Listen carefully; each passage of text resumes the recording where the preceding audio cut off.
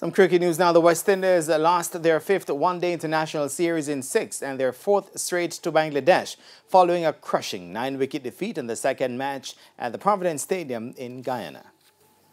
The Windies were once again inserted, and in a bid to improve on their mediocre showing on Sunday, openers Shea Hope and Kyle Mears showed intent, but were still strangled by the three-piece spinning combo presented by the visitors.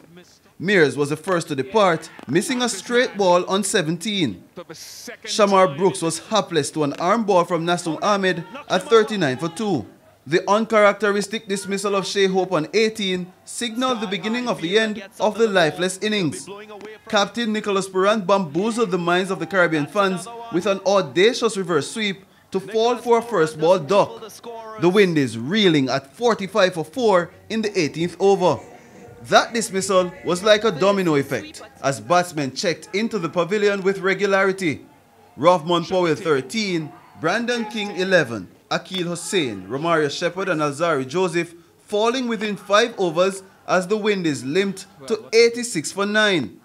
Kemo Paul showed knowledge of his home surface to score an unbeaten 25 and easing some of the embarrassment to take the hosts over the 100-run mark. Gudakesh Moti ending the Windies' misery at 108 in 35 overs, their second lowest ODI score at home. Mehedi Hassan Miraz claimed 4 for 29 and Nasum Ahmed 3 for 19. Moti was the only Caribbean bowler to earn success by removing Najmul Hussain Shanto for 20 at 48 for 1. But any hopes of a remarkable comeback were dashed with Tamim Iqbal's imperious stroke play. Tamim registered his 53rd ODI half-century to guide the team to victory at 112 for 1 with 176 balls to spare. It is Bangladesh's biggest win in terms of overs batted in a chase in a full 50 overs overseas ODI.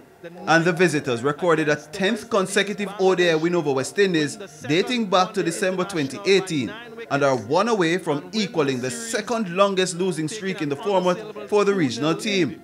The third and final match takes place on Saturday. Jerome Foster, TVJ Sports.